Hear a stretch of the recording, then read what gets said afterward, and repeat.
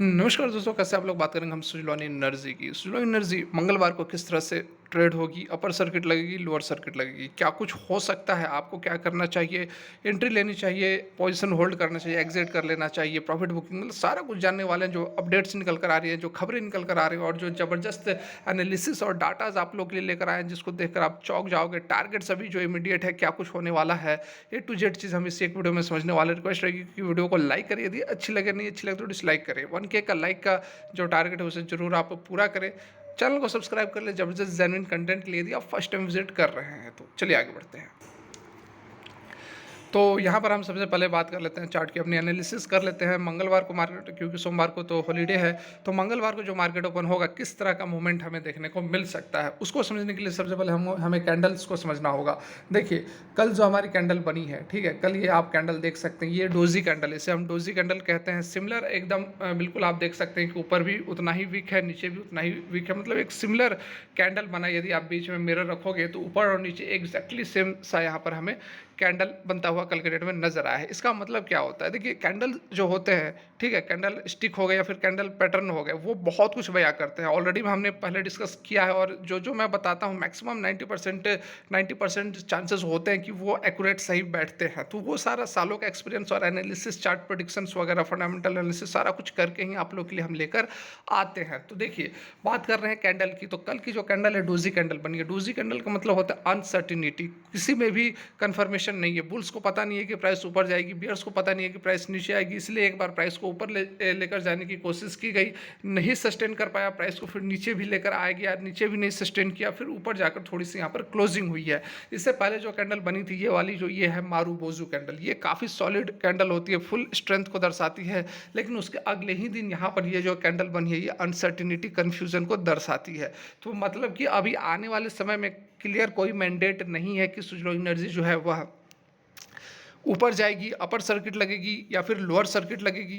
Consolidation हो सकता है, चांसेस यहाँ पर नज़र आ रहे हैं कि मार्केट जो है वह कंसोलिडेट कर सकता है या फिर हल्की गिरावट के साथ आगे यह प्रोग्रेस कर सकता है, क्योंकि ऑलरेडी काफ़ी हायर वैल्यूएशन पर अभी भी यह ट्रेड कर रहे हैं।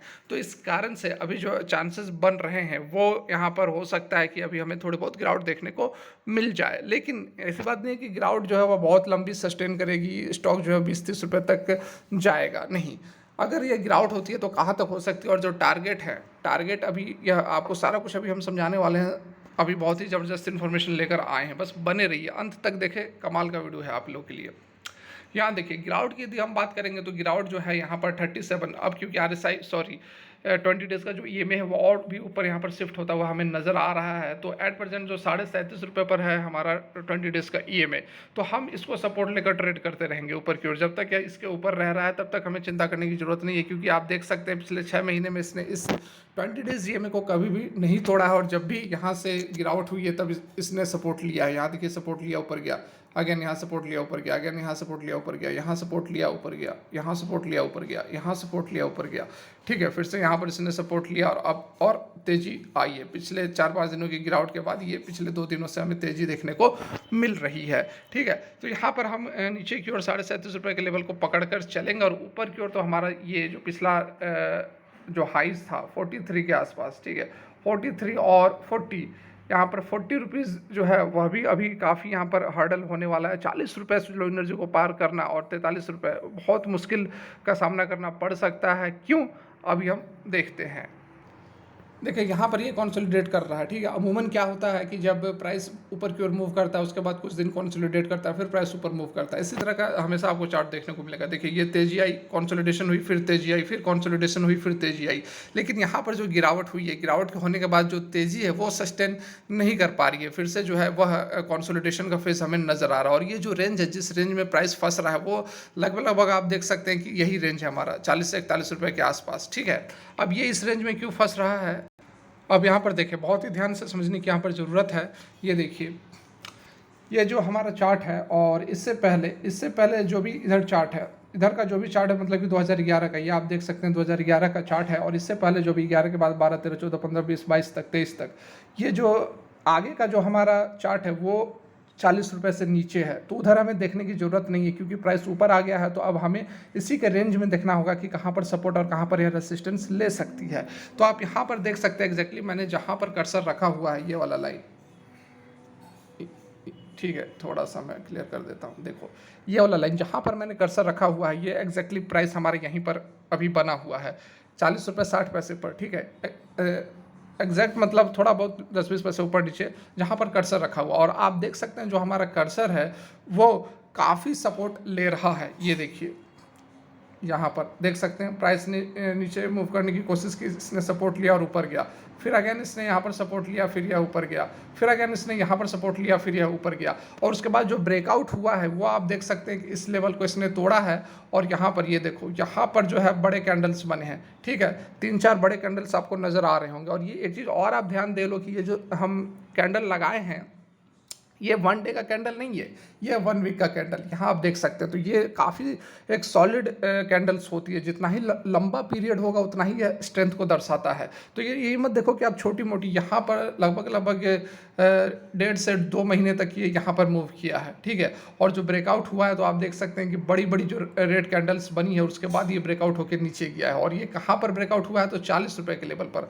कहने का मतलब कि ₹40 का जो लेवल है वह भी एक अच्छा रेसिस्टेंस की तरह यहाँ पर एक्ट करने वाला है। उससे पहले आप देख सकते हो कि ये जो हमारा पीरियड कब का है, लगभग 2000, ये कब इसने ये जो सपोर्ट लिया है इस रेंज में 2010 में सपोर्ट लिया, फिर अगला 2011 में सपोर्ट लिया, और जो यहाँ ब्रेकआउट हुआ है वो भी लगभग 8वें महीने 2011 में यह ब्रेकआउट हुआ। उसके बाद प्राइस नीचे चला गया, और नीचे जाने के बाद फिर प्राइस जो है वह नीचे ही नीचे रहा 2011 से लेकर 2022 तक, 10 से 11 साल तक प्राइस फिर ऊपर नहीं आया, ठीक है। और आप देखो यहाँ पर थोड़ा सा और मैं आपको जूम आउट करूँ तो यहाँ पर आप देख सकते हो ये लेवल, देखो ये लेवल, या अगर इसको क्रॉस आउट करता है, ये ₹40 का जो लेवल है इसको यदि क्रॉस आउट करता है तो उसके अगला जो हमारा रेसिस्टेंस कहाँ पर बन रहा है, तो आप यहाँ पर देख सकते हो, बहुत ही आसानी से आपको ये चीज़ नज़र आएगी।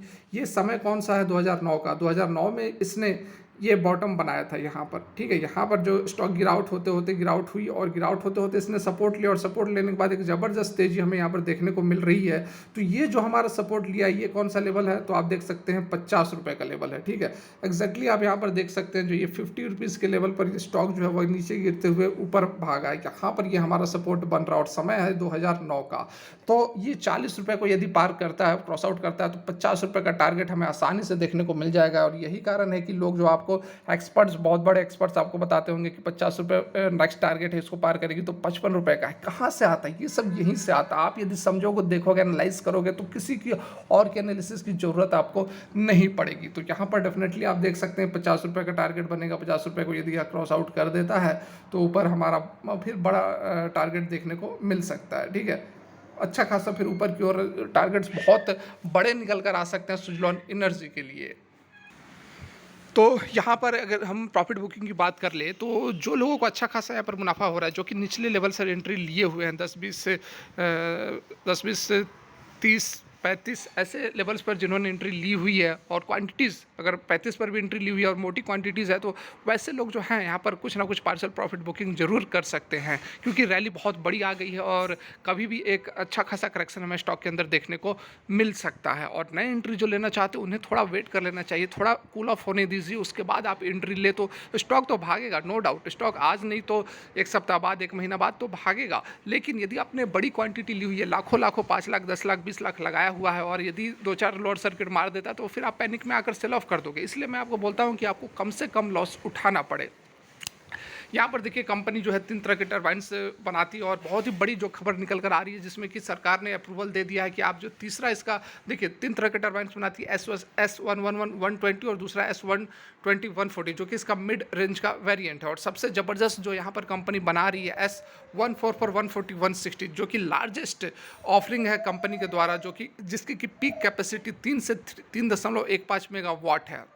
160 मीटर हब हाइट रहेगी, और ये इंडिया का लार्जेस्ट टरबाइन है। दे आर ऑल्सो 40 से 43% more efficient then the mid variant offered by the company, ठीक है। मिड वेरिएंट जो ऑफर की जाती है उससे भी ज़बरदस्त है, और इसको लेकर सरकार ने सरकार ने इसको अप्रूवल दे दिया है कि आप कॉमर्शियलाइज़ भी कर सकते हो, तो अब इसका बहुत ही बड़े पैमाने पर कंपनी इसको बनाएगी और बेचेगी, उससे भी कंपनी को रेवेन्यूज़ आएँगे। तो डेफ़िनेटली लॉन्ग टर्म के लिए बहुत सॉलिड है, लेकिन यदि आप शॉर्ट टर्म में ट्रैप हो जाएँगे तो फिर आपको लॉसेस भी देखने पड़ सकते हैं। फिलहाल के लिए वीडियो यहीं तक अच्छी लगी हो तो लाइक ज़रूर करें। Thanks for watching, have a great day.